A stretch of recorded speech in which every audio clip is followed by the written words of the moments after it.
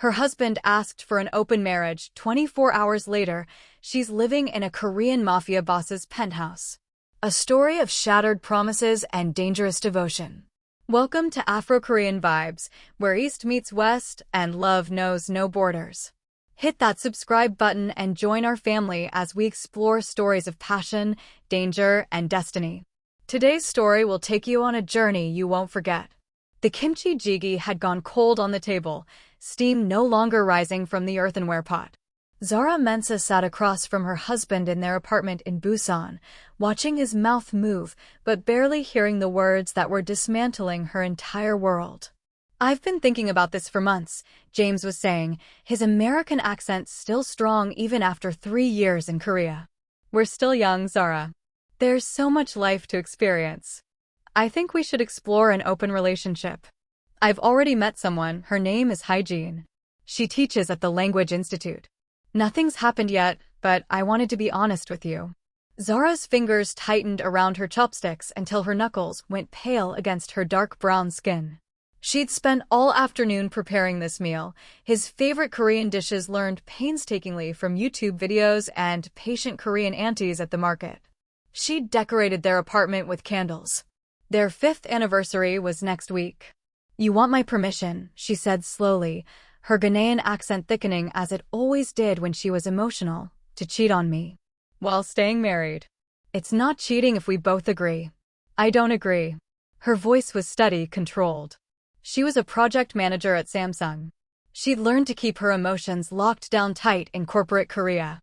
"I absolutely do not agree." James sighed, running his hand through his sandy blonde hair. "This is why I wanted to talk about it. You're being close-minded. This is about growth, Zara. About not being limited by Western monogamous constructs." "Western? We're in Korea. You want to talk about constructs? You know what I mean." "Look, I love you. But I also feel attracted to other people. That's natural. Why should we deny natural feelings?" Zara stood abruptly, her chair scraping against the floor. The apartment they'd chosen together, views of Houndy Beach, close to his teaching job, far from her office, but she'd made it work because that's what she always did, suddenly felt suffocating. "I'm going out," she said. "Zara, come on. We need to talk about this like adults. I am an adult. Which is why I'm leaving instead of throwing this pot at your head." She grabbed her bag and walked out into the Busan night, her heels clicking against the pavement as she fled down the street. The ocean air was thick and humid, carrying the smell of grilled fish and salt. Neon signs flashed in Hangul and English. Vendors called out their wares. Couples walked hand in hand along the beach. Zara had moved to Korea 4 years ago for a work opportunity. Had met James at an expat meetup. Had fallen for his easy charm, his claims of loving Korean culture, his promises of building a life together in this country that had captured both their hearts. She'd learned Korean for him, spent hours memorizing Hangul, practicing pronunciation, studying grammar until she could navigate business meetings and market negotiations. She'd adjusted her career timeline to accommodate his teaching schedule. She'd become the bridge between his expat comfort zone and the deeper Korea he claimed to want but never quite committed to learning. And he'd repaid her by falling for his Korean colleague and asking permission to betray her while keeping her as his safety net. Zara's phone buzzed. Her best friend Kechi calling from Lagos. "Sister, how's the anniversary prep going? Did you make the jjigae?" Something in Zara broke at her friend's cheerful voice. "He wants an open marriage. He's already picked out who he wants to sleep with." The silence on the other end was deafening. "That Oyabo boy said what?" Despite everything, Zara almost laughed. "He called it growth. Said monogamy is a construct we should move beyond." "Zara. Babe. You need to leave his ass right now. Tonight. Pack your things and go." "Go where?" "I've built my entire life here around him. My apartment, my social circle, everything. Then build a new life." "You're Zara Mensah. You secured a Samsung contract at 26. You learned Korean in 18 months. You can do anything. Starting with leaving that fool behind." They talked for 20 more minutes as Zara walked aimlessly through Busan streets. By the time she hung up, she'd made a decision. She couldn't go back to that apartment tonight. Couldn't face James and his reasonable tone and his intellectual justifications for breaking her heart. She needed to disappear. Just for tonight. Needed to be somewhere no one knew her, where she could stop being the composed project manager, the understanding wife, the woman who always made things work. That's when she saw the building. It sat in Siamayan, tucked between a Noribang and a luxury boutique. Black glass and chrome, no sign visible from the street, just a red door guarded by two men in suits. Everything about it screamed exclusive, dangerous, off-limits. Perfect. Zara adjusted her dress, a form-fitting burgundy number she'd bought for the anniversary dinner that never happened, and walked toward the entrance with the confidence that came from years of code switching in Korean corporate culture. The guards watched her approach. One of them, tall with a scar across his jaw, held up a hand. He said, "Members only." Zara met his eyes and responded in fluent Korean. "I know. I'm meeting someone inside." The guard's eyebrows rose slightly at her perfect Seoul accent, rare for a foreign woman, even rarer for a black woman. He exchanged a glance with his partner. "Name?" "Kim Minji," she lied smoothly, using one of the most common Korean names. He checked his phone, frowned. "I don't see." She probably registered under her English name. "Michelle Kim. I'm her +1. The guard studied her for a long moment. Zara held her breath, channeling every ounce of corporate authority she learned in Samsung's boardrooms. 1 hour, he finally said. "Main floor only. Don't go upstairs." The door opened, and Zara descended into another world. The club's interior was pure sophistication, black leather, dim red lighting, and a crowd that screamed money and danger in equal measure.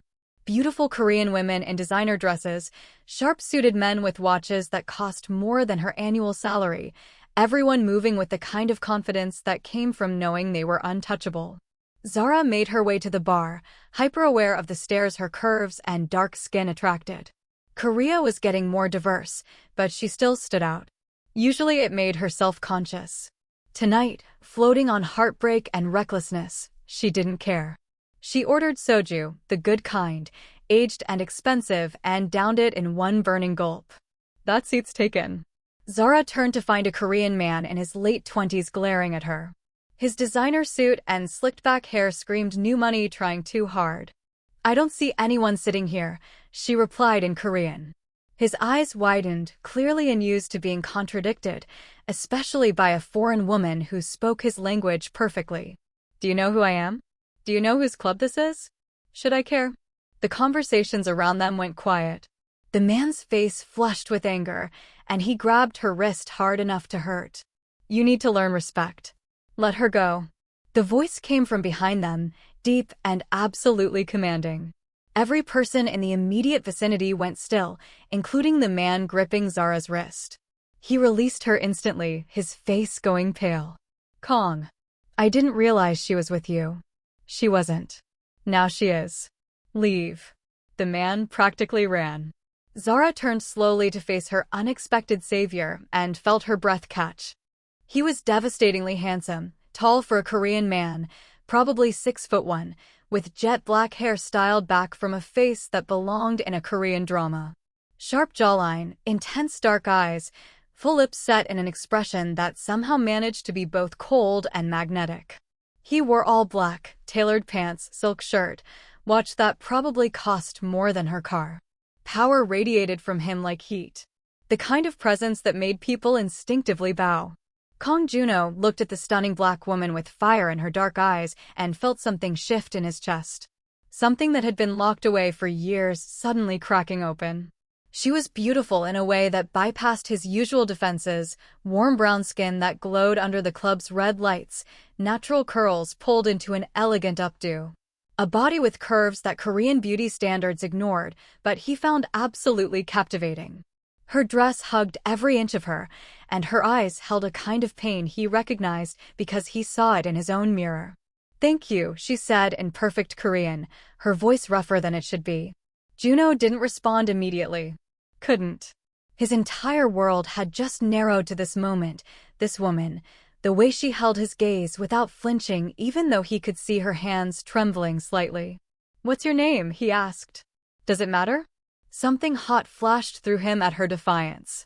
In his world, people bowed and scraped and said what they thought he wanted to hear. This woman looked at him like he was just another man. Like his power didn't impress her. Yes, he said simply. It matters.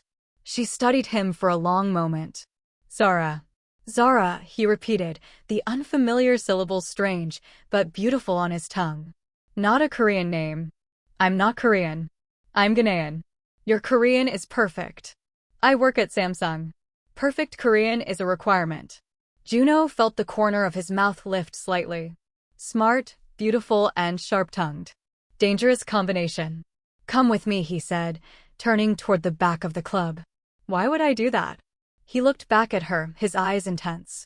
Because staying down here looking like you do, crying the way you are, is going to attract the wrong kind of attention. My table is private. Safe. Zara knew she should refuse. Knew following a dangerous Korean man, because everything about him screamed danger, to a private area was exactly the kind of mistake that women didn't survive. But she was so tired of being safe. Being safe had gotten her a cheating husband and a broken heart. Fine, she said in Korean. Lead the way. Juno's private area was on the second floor, access through a door guarded by 2 more security men who bowed deeply as he passed. The space beyond was luxurious, curved leather sofas, a bar stocked with bottles that probably cost a fortune, floor-to-ceiling windows overlooking all of Busan's glittering coastline. Sit, Juno said, gesturing to the sofa. I'll pour. Zara sank into the leather and felt something in her chest loosen slightly. Up here, the music was muted, the crowd distant. For the first time in hours, she could breathe. Juno poured 2 glasses of amber liquid and handed her one. Yamazaki 18-year. The only whiskey worth drinking at midnight. Zara sipped it and nearly groaned. It was smooth as silk, nothing like the harsh soju she'd been drinking downstairs. Expensive taste, she observed. I own the club. I can afford expensive taste. They fell into silence. Juno sat at the opposite end of the sofa, maintaining careful distance, but his eyes never left her face. You're staring, Zara said finally in Korean. You're crying in my club. I'm trying to figure out why. Does it matter? Yes. There was that word again. Absolute and unyielding. Zara took a long drink of whiskey, letting the burn ground her. My husband asked for an open marriage today. He wants to sleep with other women, but keep me as his wife. Like I'm a backup plan. Juno's grip on his glass tightened until his knuckles went white. Where is he now? Home. Probably confused why I won't discuss this, like an adult. She laughed bitterly. What's his name? The question was casual, but something in Juno's tone made Zara look at him sharply. His face was expressionless, but his eyes burned with something dark and protective. Why? Because I'm deciding whether to ruin his life or just his career. Zara should have laughed. Should have brushed it off as male posturing. But the way Juno said it, flat and factual, made her believe he meant every word. You don't even know me, she whispered. Juno leaned forward, his eyes locked on hers. I know you walked into my club in pain when you should be worshipped. I know your husband is a fool who doesn't deserve you. And I know that if he walked in here right now, I'd make sure he regretted it. Heat flooded through Zara at the raw protectiveness in his voice. No one had ever spoken about her like that. Like she was something precious worth defending. Who are you? She asked. Really? Kong Juno. I own this club and several other businesses in Busan and Seoul. He paused. My family has connections. Some legal. Some less so. Gangster, Zara said flatly. Close enough. We prefer business syndicate, but the reality is the same. His eyes never left hers. Does that scare you? It should have. Should have sent her running. Instead, Zara felt safer than she had in months. No, she admitted. Should it? Probably. They sat in silence for a while, drinking whiskey and watching Busan's lights sparkle below. Juno found himself unable to look away from her. The elegant line of her neck, the curve of her lips, the way she tucked a stray curl behind her ear. He wanted to know everything about her. Wanted to take away her pain and replace it with something better. The intensity of the feeling should have alarmed him. Instead, it felt right. like something inevitable finally falling into place. I should go, Zara said eventually, though she didn't move. Find a hotel. Where? I don't know. Somewhere that isn't my apartment. Juno made a decision then. One that would alter both their lives. I own a penthouse in Houndy, 2 blocks from the beach.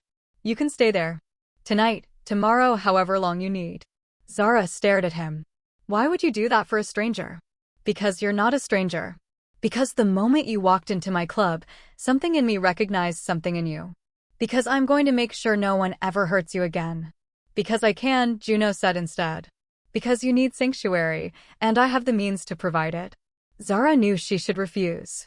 Knew accepting help from a man like this, a gangster, however sophisticated, came with strings she couldn't see. But her apartment held James and his requests for growth. A hotel felt cold and empty. And something about the way Juno looked at her, like she mattered, like she was worth protecting, made her want to take the risk. Just for tonight, she said quietly. Juno nodded, knowing it was a lie. She wouldn't leave after one night. He wouldn't let her. He stood and held out his hand. Come. Let's get you somewhere safe. Zara placed her hand in his and felt electricity shoot up her arm. Juno's fingers closed around hers, warm and strong, and she knew with absolute certainty that her life had just changed forever. Part 2. Sanctuary. The penthouse was in Marine City, one of Busan's most exclusive districts. Floor-to-ceiling windows overlooked Gwangali Beach and the Diamond Bridge, which sparkled with LED lights even at 2 in the morning. The interior was all modern luxury, minimalist furniture, expensive art, a kitchen that looked barely used. Juno showed her to the master bedroom. Bathroom is stocked. Closet has clothes. I had my assistant keep basics here for guests. Take whatever fits. You keep women's clothes in your penthouse?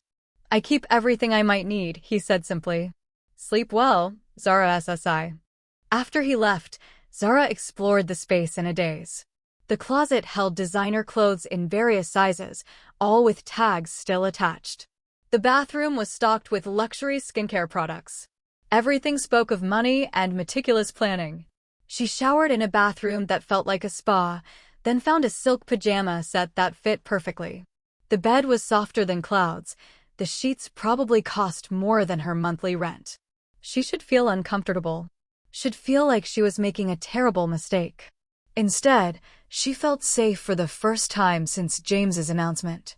The next morning, Zara woke to sunlight streaming through windows and the sound of waves in the distance. For a moment, she forgot where she was. Then memory crashed back. James, the club, Juno. Her phone had 23 missed calls from James. Dozens of texts ranging from apologetic to angry. She deleted them all without reading past the first few words. She found coffee already brewed in the kitchen and a note in neat hangul on the counter. Had to handle business. Make yourself at home. Security is outside if you need anything. Don't leave without them. KJH. The casual command should have irritated her. Instead, something warm curled in her stomach. When was the last time someone had worried about her safety? Her phone rang. Not James this time, but her mother calling from Accra. Zara, your husband has been calling your father. Says you disappeared last night. What's going on? Zara closed her eyes. Even from Ghana, James was pulling strings, trying to use her family to control the narrative. He wants an open marriage, Mama. So I left. Her mother was silent for a long moment. Then, where are you now? A friend's place. What friend? You don't have friends like that in Korea. You said the expats were all temporary and the Koreans don't let foreigners in. It's complicated. Zara Akojua Mensa. What are you doing? I don't know, Mama. I just know I can't go back there right now. They talked for another 30 minutes, her mother oscillating between concern and anger at James. By the time they hung up, Zara felt steadier in her decision.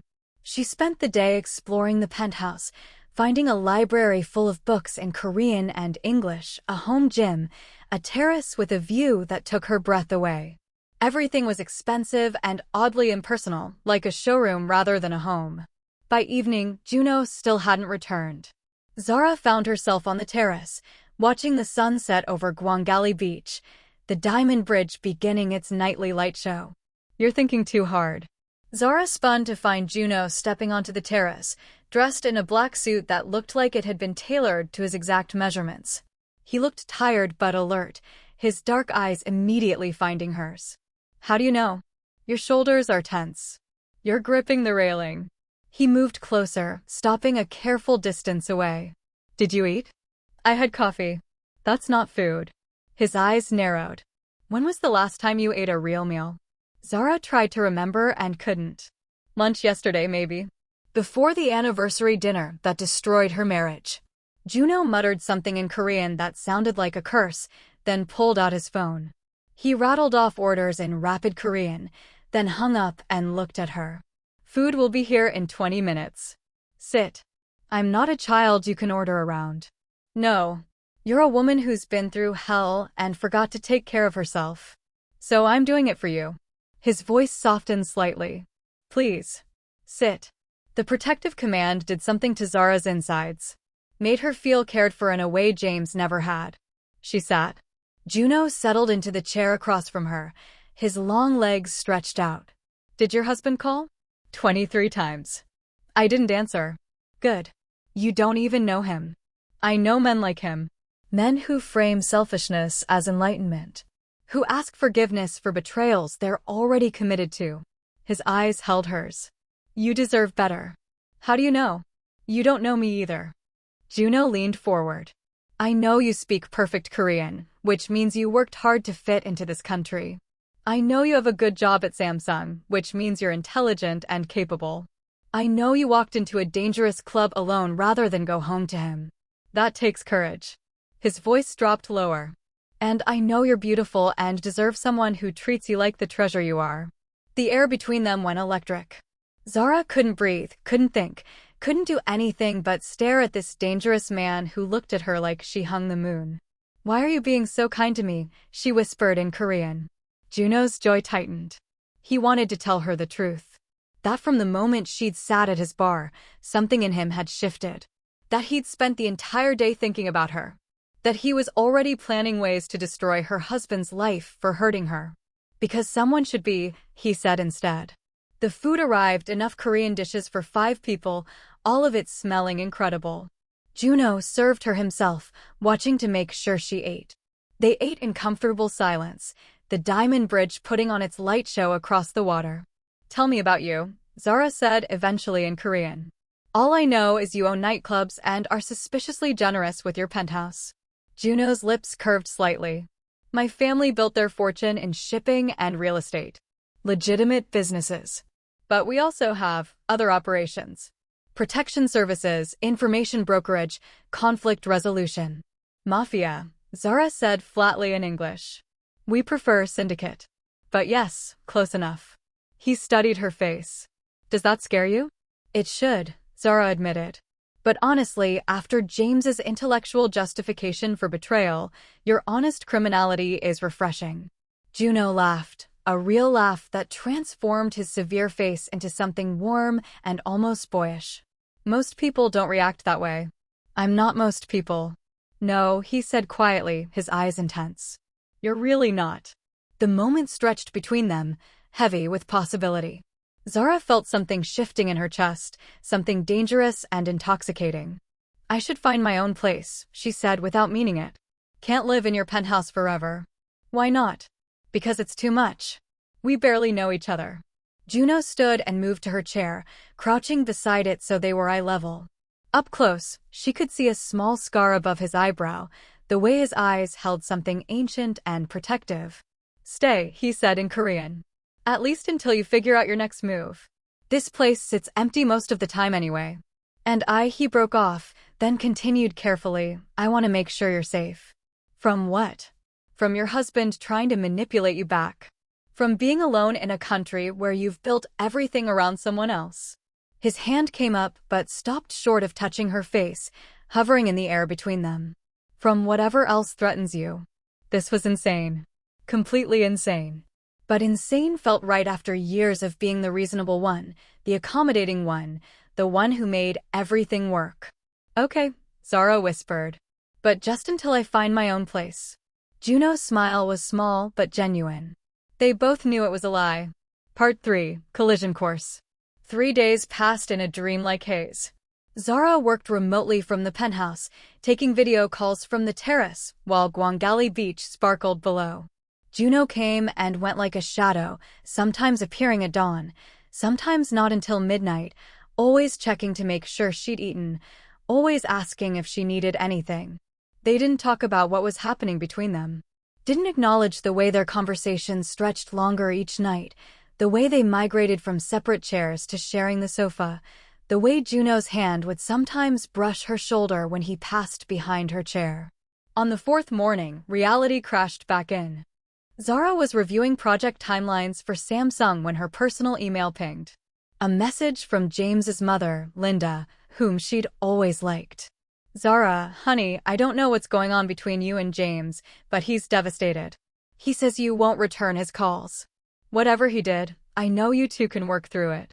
You're such a strong couple. Please call him. Linda. Zara's stomach churned. James had weaponized his mother. Of course he had. Linda was kind and well-meaning, and James knew Zara wouldn't want to hurt her.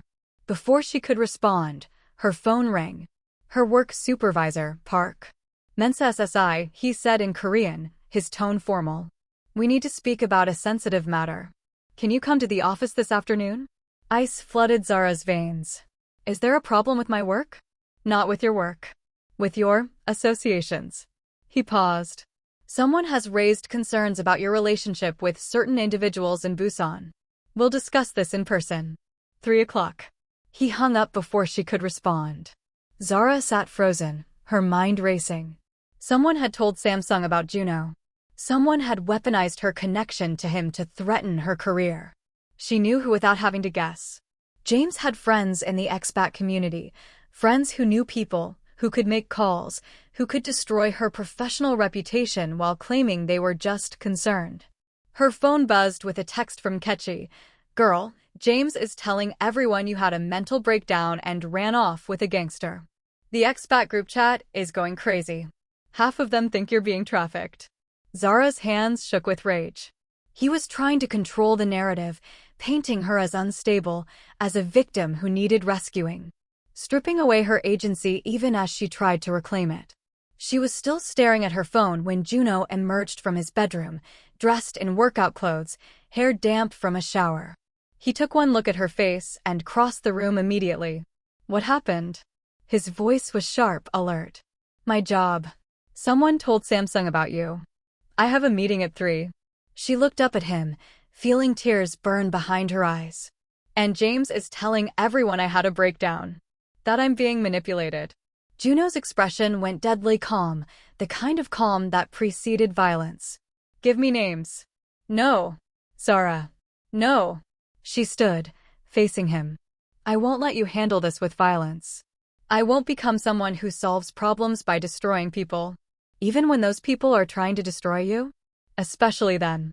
She took a breath. I need to go to this meeting. I need to face this myself. Juno studied her face, his jaw tight. Then I'm coming with you. That will make it worse. I don't care. His hand came up to cup her face, thumb brushing across her cheekbone in a gesture that made her breath catch. You think I'll let you walk into an ambush alone? Absolutely not.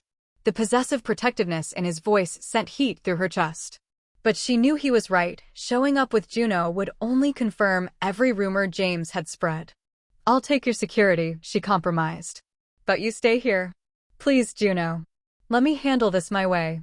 He looked like he wanted to argue. Instead, he pulled out his phone and made a call in rapid Korean. When he hung up, his eyes were still worried.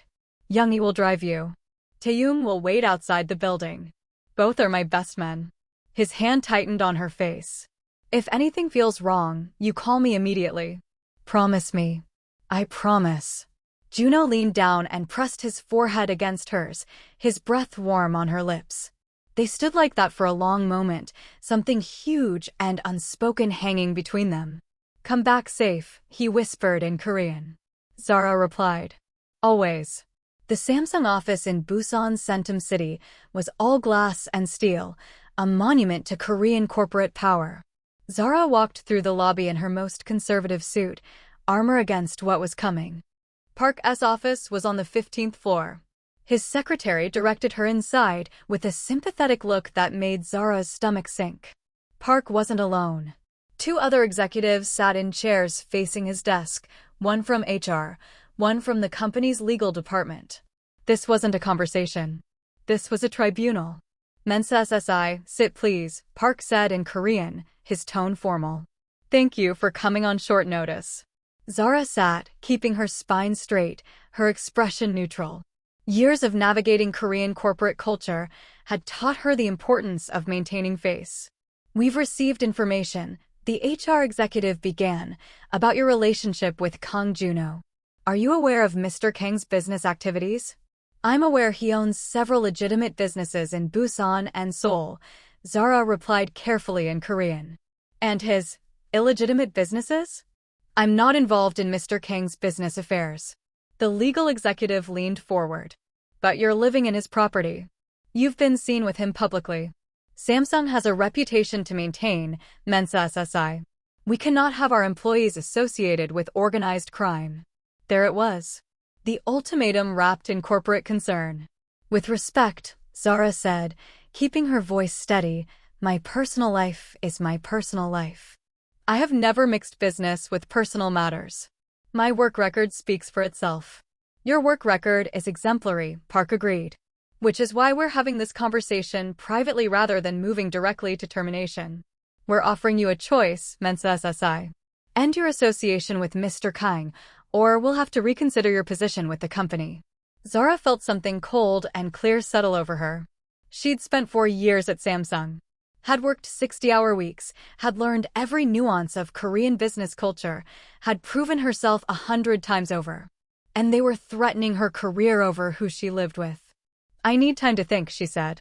You have until Monday, the HR executive said. We're sorry, Mensa SSI.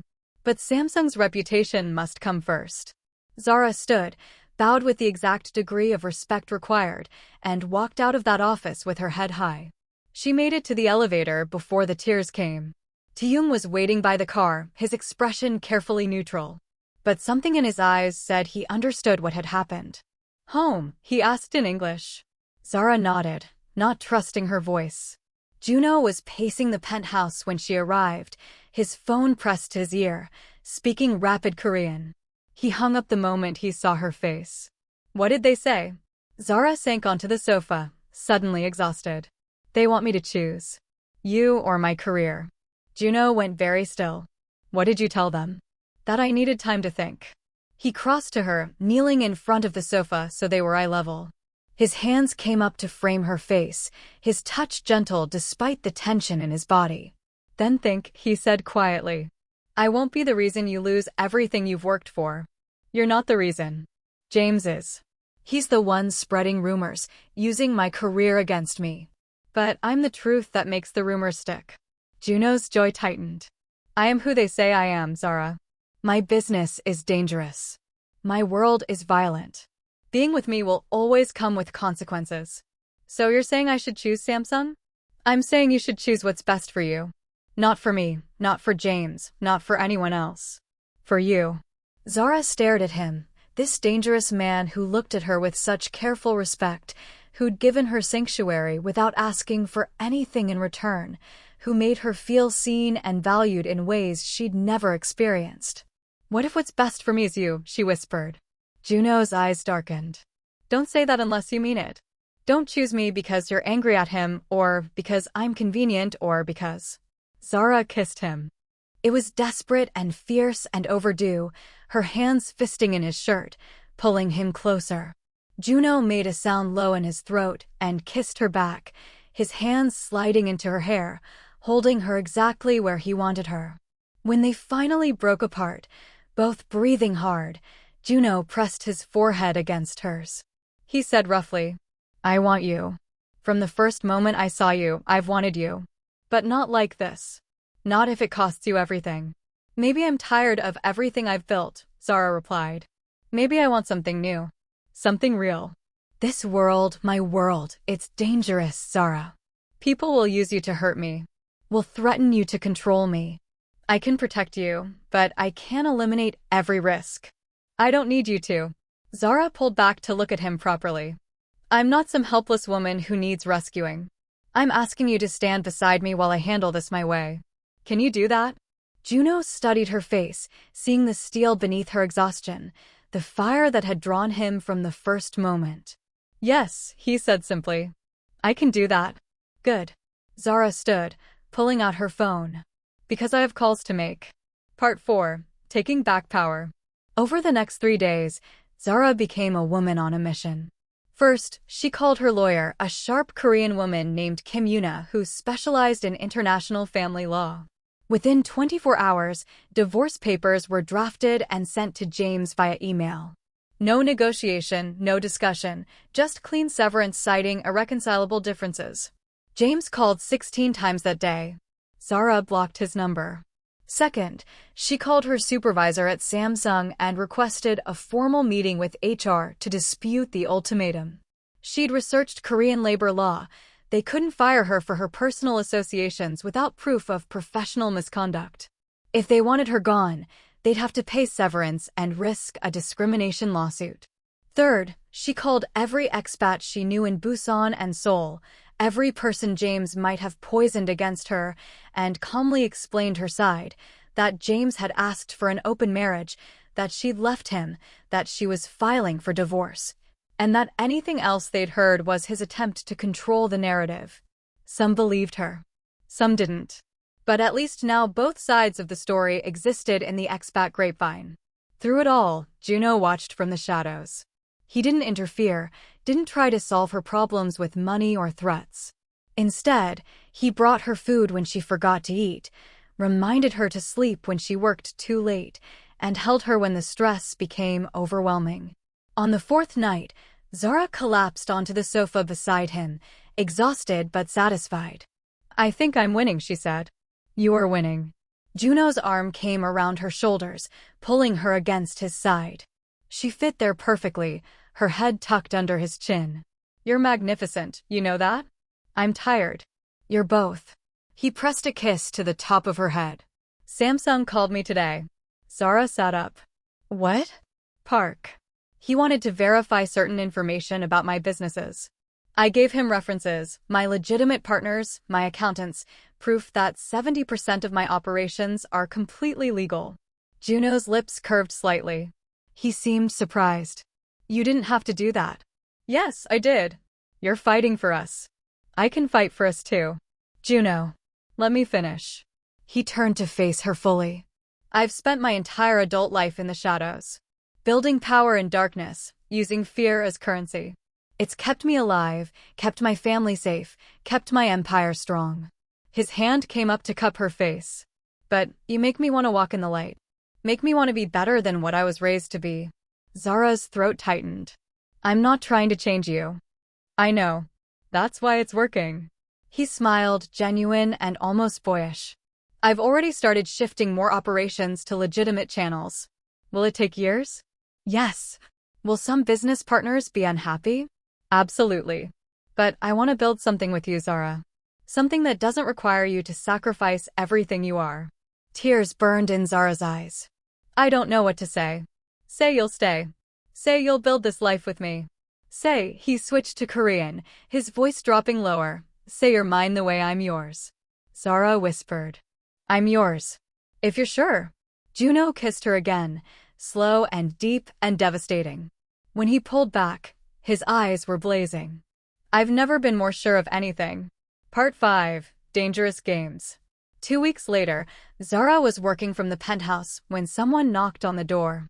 She checked the security camera, a Korean woman in her 30s, well-dressed, carrying a designer handbag. Zara opened the door cautiously, keeping the chain lock engaged. Can I help you? Zara Mensa, the woman asked in accented English. Who's asking? The woman smiled, but it didn't reach her eyes. My name is Choi Mina. I'm a friend of James's. May I come in? Every instinct Zara had screamed danger. How did you get past building security? I told them I was your friend from Samsung. Mina's smile widened. We need to talk about Kong Juno. I have nothing to discuss with you. Not even if I have information that could save your life? Zara hesitated. That hesitation was her mistake. Mina pulled out her phone and showed her a photo, Zara leaving Samsung's office, clearly taken from a distance. Below it, detailed information about her schedule, her movements, places she frequented. Someone's been watching you, Mina said quietly. Someone who wants to hurt Juno by taking what he cares about most. Ice flooded Zara's veins. Who sent you? Someone who wants to offer you protection. Real protection, not the kind that comes with blood and violence. Mina leaned closer. Leave Juno. Leave Busan. We'll make sure you're safe. Make sure James never bothers you again. Make sure your career at Samsung is secure. And in exchange? Information. Where Juno keeps his records. Who his partners are. Locations of his operations. Zara understood then. This wasn't about protection. This was about using her to destroy Juno. Get out, she said coldly in Korean. Think about it, Mina replied, switching to Korean as well. You're a smart woman, Mensa Sasai. You must see that Juno's world will eventually destroy you. This is your chance to escape. I said get out. Mina shrugged and left. But the photos on her phone stayed burned in Zara's mind. She called Juno immediately. He arrived within 30 minutes, Youngie and 3 other security men with him. Zara told him everything, Choi Mina, the photos, the offer. Juno's face went deadly calm. Describe her exactly. Zara did. Juno exchanged glances with Youngie, who pulled out his phone and showed her a photo. Is this her? It was. Who is she? Choi Mina. She works for Park Sang-hoon, a rival who's been trying to move into my territory for 2 years. Juno's jaw was tight. He's using you to get to me. What do we do? We. Juno looked at her sharply. There is no we in this, Zara. This is my world, my war. I won't risk you. Too late. Zara stood, meeting his eyes. He already knows about me. Already has people following me. Hiding won't change that. Then I'll send you somewhere safe. Japan, maybe? Or back to Ghana. No. Zara's voice was firm. I'm not running. Not from James, not from Samsung, and not from some gangster who thinks he can use me. She moved closer to Juno. You said you wanted to build something with me. That means we face threats together. Juno looked torn between pride and terror. If something happens to you, it won't. Because you're going to teach me how to be safe in your world. She touched his face. I'm not leaving you, Juno. So either we figure this out together, or we don't figure it out at all. He closed his eyes, his hand coming up to cover hers. When he opened them again, they were blazing with emotion. You're going to be the death of me, he said roughly. Or the making of you. Zara smiled slightly. Teach me. Show me how to survive in your world. Part 6. The Art of War. Over the next month, Zara entered a world she'd never imagined. Juno taught her the art of awareness, how to spot tails, how to vary her routes, how to recognize danger before it arrived.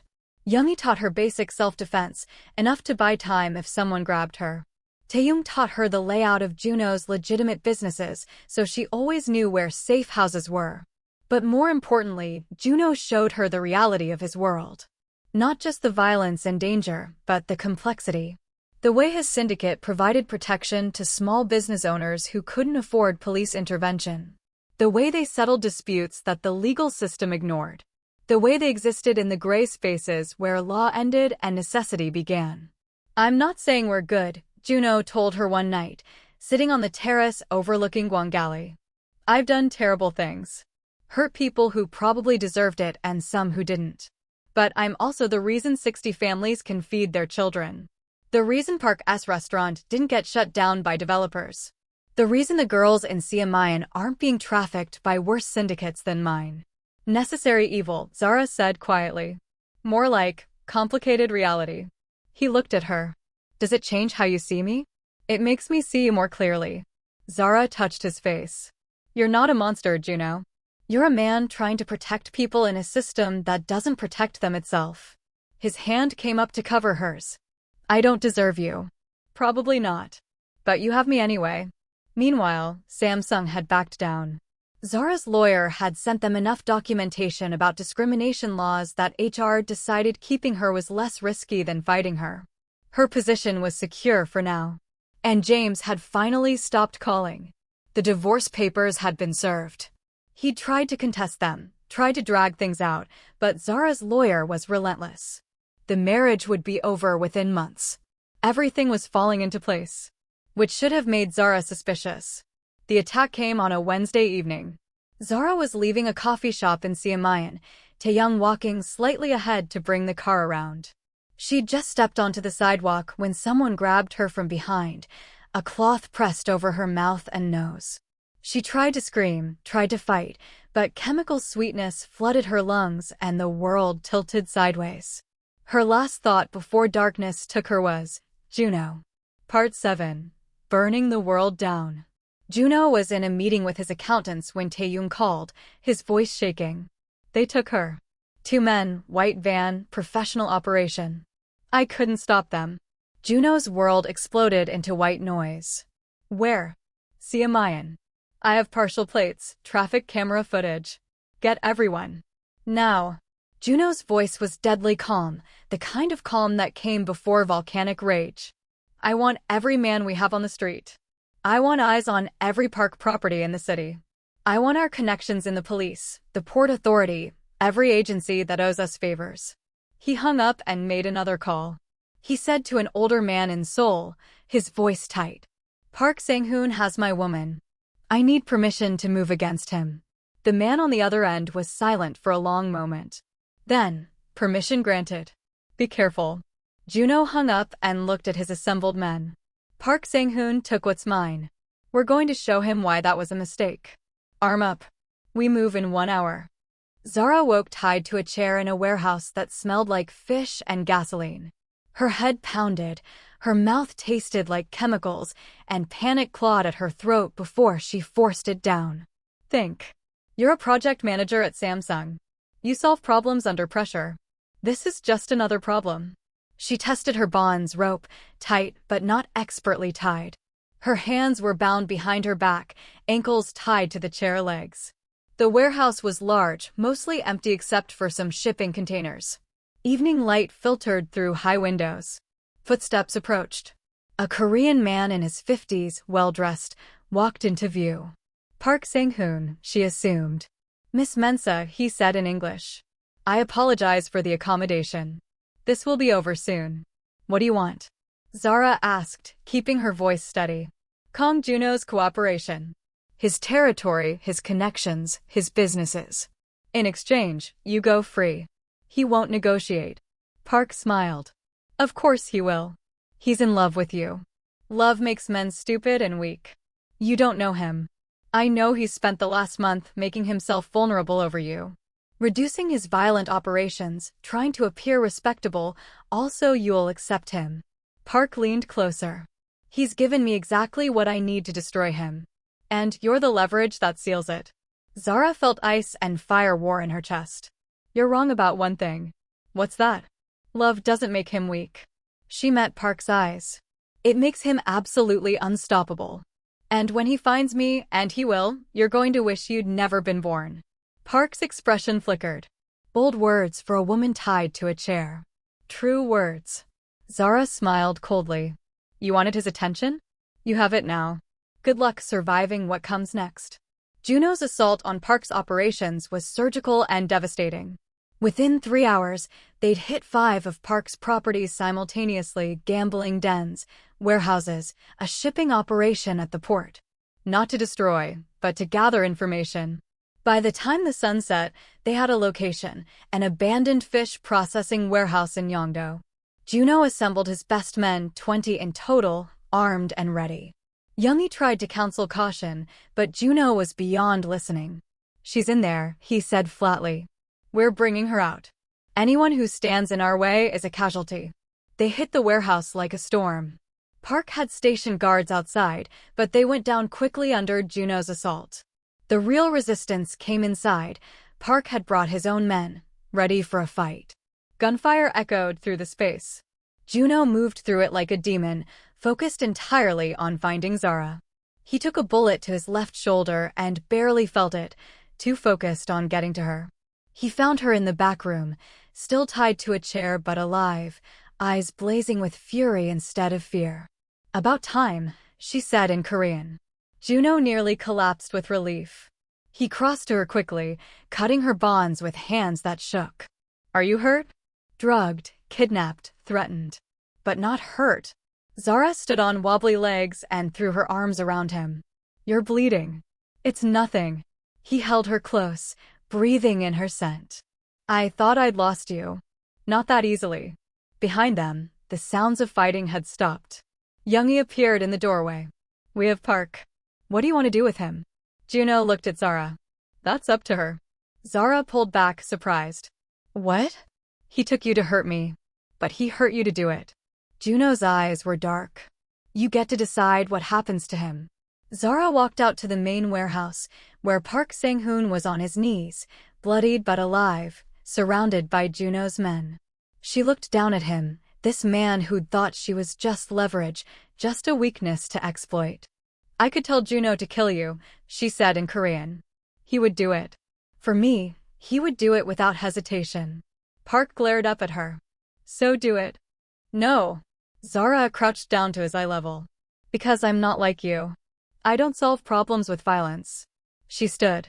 But I am going to make sure every syndicate in Korea knows what happened here. That you tried to use me against Juno and failed. That you underestimated both of us. She looked at Juno. Let him go. Broken and humiliated is better than martyred. Juno studied her face, then nodded. You heard her. Let him go. But spread the word anyone who touches her answers to me. Personally. As they walked out of that warehouse, Zara leaning against Juno's uninjured side, she felt something shift in her chest. She'd survived. More than that, she'd won. Part 8. Building something new. The hospital wanted to keep Juno overnight for observation. He refused until the doctors agreed Zara could stay with him. They ended up in a private room, Juno's shoulder bandaged, both of them exhausted but alive. That was insane, Zara said, sitting on the edge of his bed. All of it. The assault, the guns, letting Park go. You let him go. Because I meant what I said. I won't solve problems with violence. Even problems in your world. Juno pulled her down beside him with his good arm, arranging her carefully against his uninjured side. You terrify me, he said quietly. Good. You should be terrified. Zara looked up at him. I'm not going anywhere, Juno. Not when things get dangerous. Not when your world and mine collide. Not when it would be easier to walk away. You're stuck with me. He whispered in Korean. My everything. You're my everything, Zara. I'll protect you for life. And I'll stand beside you. Together. They fell asleep like that, wrapped around each other, having survived what should have destroyed them. Epilogue, 6 months later. Zara stood in the doorway of Juno's office, not the shadowy one in his club, but the bright, legitimate one in his new headquarters in Centum City. He sat behind a desk stacked with contracts, his hair slightly messy, his suit jacket discarded over the back of his chair. She loved him like this. Focused, powerful, but working towards something clean and legitimate. You're staring, Juno said without looking up. You're beautiful when you're corporate. He glanced up then, his eyes warm. How was your day? Good. Samsung approved my proposal for the diversity initiative. We're hiring more international employees. She crossed to him, perching on the edge of his desk. How is yours? Signed 3 new contracts. All legitimate. All legal. He pulled her into his lap carefully, his shoulder had healed, but he was still protective of it. Boring, compared to 6 months ago. Boring is good. Boring means no one's shooting at you. True. Juno's hand came up to cup her face. James signed the final divorce papers today. My lawyer confirmed it an hour ago. Zara felt something tight in her chest finally release. So I'm officially free. Officially mine, Juno corrected. He pulled out a small box from his desk drawer. Which means I can finally ask you properly. Zara's breath caught as he opened the box to reveal a ring, diamonds and sapphires in a design that was both elegant and bold, both Korean and international, both traditional and modern. Perfect. Zara akojua mensa, Juno said in careful English, then switched to Korean. I want to marry you. Will you build this new life with me? The legal businesses, the boring meetings, the normal life I never thought I could have until you showed me it was possible. Zara whispered. Yes, 1,000 times yes. Juno slipped the ring on her finger, then kissed her with a tenderness that made her heart ache. When they pulled apart, he pressed his forehead against hers. I love you, he said in English. In Korean. In every language, in every way. Forever. Zara agreed. Forever. Outside the windows, Busan sparkled in the evening light, this city that had witnessed her heartbreak and her healing, her destruction and her rebirth. This country that had challenged her and changed her, that had given her loss and then given her love. She'd come to Korea following a man who'd taken her for granted. She'd stayed for a man who saw her, valued her, chose her every single day. And together, they were building something beautiful. The end. Thank you for joining us on Zara and Juno's journey from heartbreak to healing, from danger to devotion. If this story touched your heart, smash that subscribe button. Afro-Korean Stories brings you tales of powerful love between Black women and Korean men who recognize their worth. Drop a comment and tell me, which moment had you holding your breath? The first meeting at the club? The warehouse rescue? The proposal? I want to hear from every single one of you. Until next time, remember, sometimes the end of one story is just the beginning of something extraordinary. Keep believing in love that fights back, in partnerships that honor both people, and in the courage it takes to rebuild your life on your own terms. This is Afro-Korean Vibes. And I'll see you in the next story.